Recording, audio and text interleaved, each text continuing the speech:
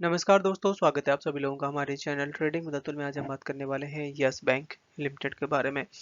आपने देखा होगा कि कल का मार्केट बहुत बुरी तरीके से टूटा था और अपने स्टॉक में काफ़ी अच्छी रैली भी बनी थी, 3 से 3.5% तक की। यहाँ तक की स्टॉक है जो कि 19 रुपए तक के भी ऊपर निकला था। ऐसा क्या कारण है कि आज के दिन तो मार्केट बहुत अच्छा चला है, उसके बावजूद भी स्टॉक में करेक्शन दिखाई दी।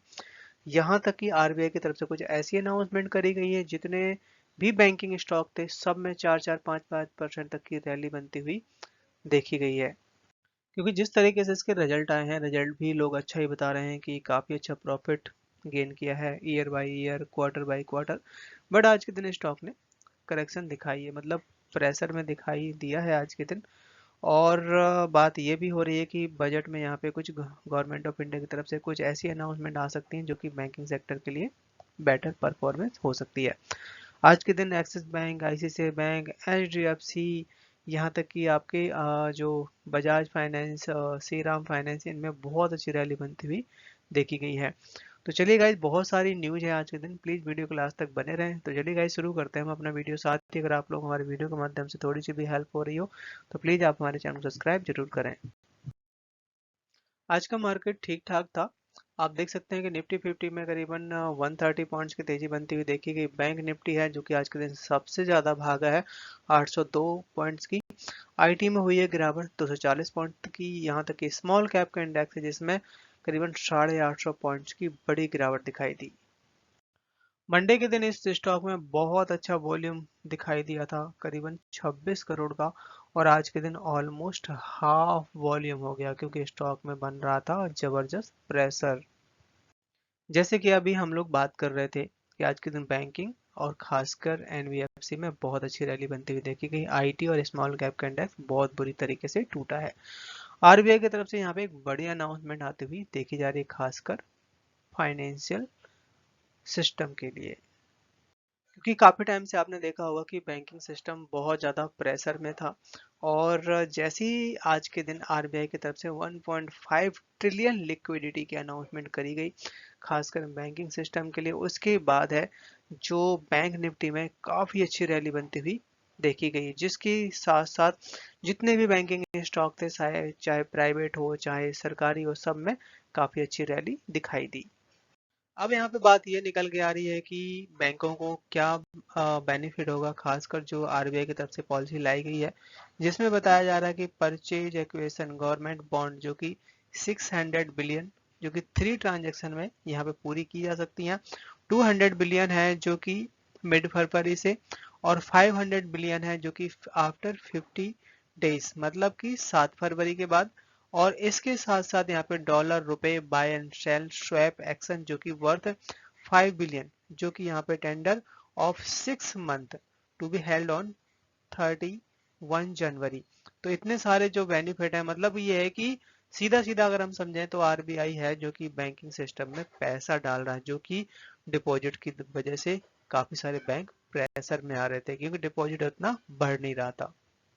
जैसे ही यहाँ पे आरबीआई की तरफ से ये न्यूज निकल के आई, उसके बाद नोमेरा की तरफ से बड़ी रेटिंग दे दी गई है, खासकर axis bank, HDFC bank, SBI card, बंधन बैंक, एयू फाइनेंशियल बैंक। मतलब जितने भी बैंकिंग सिस्टम है, जिसमें हम ये भी कह सकते हैं कि अपने यस बैंक को भी बेनिफिट हो सकता था। बट आज के दिन क्यों गिरा है, उसके पीछे भी बहुत बड़ा रीजन यहाँ पे निकल के आया हुआ है। इसके साथ साथ आरबीआई की तरफ से एक दूसरी भी अनाउंसमेंट निकल के आई है कि जो भी प्राइवेट बैंक अब लोन सैंक्शन करेंगे, चाहे तो पर्सनल हो चाहे होम लोन हो, किसी भी तरीके का लोन सैंक्शन करेंगे, तो अब वो यहाँ पे central economic intelligence bureau data का यूज कर सकते हैं, खासकर लोन वेरिफिकेशन के लिए कि इस बंदे का सिविल कैसा है, इसको लोन देना चाहिए ना देना चाहिए। मतलब पहले भी करते थे, बट ये ज़्यादा अच्छा सिस्टम साबित होगा बैंकिंग के लिए। क्रेड को आरबीआई की तरफ से अप्रूवल मिलता हुआ देखा जा रहा है, जो कि यहाँ पे सीबीडीसी एक ऐप लॉन्च कर रहे हैं, मतलब वॉलेट।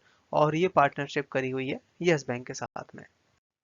जो क्रेड है, जो कि the fintech platform has become in the first non bank entry to successfully roll out the e rupee wallet. जो कि यहाँ पे अपने इंडिया में भी सक्सेसफुली लॉन्च कर चुका है ई रुपए वॉलेट, जिसके लिए आरबीआई की तरफ से भी अप्रूवल मिला है। तो एक तरीके से ये नया बिजनेस का जरिया बन चुका है खासकर यस बैंक के लिए। और जो ये क्रेड ई रुपे वॉलेट है, जो कि खासकर इंटरनेशनल और नेशनल हर जगह के ट्रांजैक्शन में यूज होता है, तो अब यस बैंक के साथ जो पार्टनरशिप हुई है, तो इसमें जो भी कमीशन बैठेगा वो यस बैंक को हर एक ट्रांजैक्शन में मिलता रहेगा। आज के दिन शेयर ने हाई बनाया 18.72 का, लो बनाया 18.15 का, क्लोजिंग दिया 18.37 पे, 0.6% तक की डाउन साइड दिखाई दी। चार्ट में नजर डाली जाए तो यहाँ पे आप देख सकते हैं स्टॉक है जो कि अपना अब 18 रुपए के आसपास बेस बनाता हुआ देखा जा रहा है। अब सबसे बड़ा कारण ये है कि क्यों टूटा आज के दिन यस बैंक, क्यों नहीं भागा जिस तरीके से सारे बैंक्स भाग रहे थे। सबसे बड़ा कारण यहाँ पे ये है कि जैसे हमने 2 से 3 दिन पहले डिस्कस किया था कि 81 बॉन्ड के ऊपर जो 6 लोगों की बेंच थी, उन्होंने डिसीजन देने से मना कर दिया था, और उसका डिसीजन के लिए अब यहाँ पे एक न्यू बेंच बनाई जाएगी। और उसका जो कह सकते हैं कि जो डेट आ रही है पेशी की, वो इसी वीक में है। तो उसी वजह से खासकर प्रेशर में बना हुआ है। 81 बॉन्ड एक ऐसा रीजन है जो कि यस बैंक के लिए थोड़ा घातक साबित होता हुआ दिखाई दे रहा है। सुप्रीम कोर्ट की तरफ से यहाँ पे एक बड़ा अपडेट आता हुआ देखा जा रहा है, खासकर 81 बॉन्ड के बारे में। सुप्रीम कोर्ट है जो कि आज के दिन डिसीजन लेती हुई देखी गई है कि जो भी 81 बॉन्ड का जो केस है उसको ट्रांसफ़र कर दिया गया है। इसके लिए एक नए बैच बनाया जाएगा। जो भी जज यहाँ पे शामिल होंगे वो यहाँ पे डिसीजन लेंगे, क्योंकि बॉम्बे हाई कोर्ट की तरफ से यस बैंक को पहले ही यहाँ पे बोला गया है कि जो भी अमाउंट है, इंटरेस्ट है, उसको पे किया जाना चाहिए।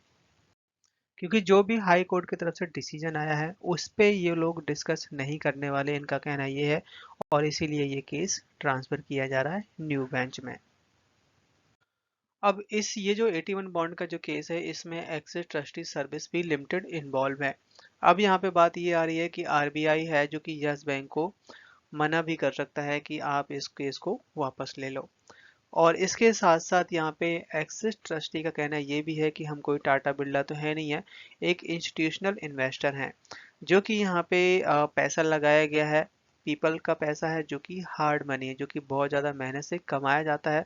तो दोनों की ही बातें बिल्कुल सच साबित होती हुई देखी जा रही हैं, सबको ही अपनी अपनी जगह सही है। अब देखते हैं यहाँ पे कि ये डिसीजन कब आएगा। बताया जा रहा है कि 1 हफ्ते के बाद जो नया बैच आएगा वो इस केस में सुनवाई करेगा। यस बैंक की मैनेजमेंट की तरफ से ESOS 2020 स्कीम के तहत एक अप्रूवल मिलता हुआ देखा जा रहा है, जिसमें करीबन 2,11,762 नंबर ऑफ शेयर्स हैं जो कि अपने एम्प्लॉय को देने जा रहे हैं, और वो भी काफ़ी सस्ते रेट पे। इस समय FII, DIS और पब्लिक के नंबर आते हुए देखे जा रहे हैं कि इस क्वार्टर में कितनी खरीदारी की गई और कितनी बिकवाली की गई। तो यहाँ पे FII की तरफ से कुछ नंबर्स कम किया गया। आप देख सकते हैं 27% तक का स्टेक था सितंबर 2024 में, जिसको यहाँ पे 26.74% कर दिया गया है, मतलब मामूली सी बिकवाली करी है। इसके साथ साथ DIS की तरफ से कुछ खरीदारी करी गई है। 38.41% तक का स्टेक था सितंबर 2024 में, जो कि 38.85% कर दिया गया है। मतलब कि FII की तरफ से जितनी बिकवाली की गई, DIS ने उससे भी ज़्यादा खरीदारी करी है।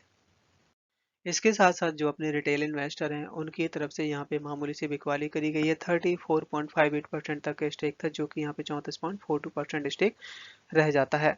बट यहाँ पे जिस तरीके से स्टॉक में करेक्शन आई है, बहुत अच्छा टाइम है खरीदारी करने का लॉन्ग टर्म के लिए। सो गाइज, वीडियो पसंद आया हो तो प्लीज़ लाइक सब्सक्राइब करना ना भूलें, और मिलते हैं आपसे नेक्स्ट वीडियो में।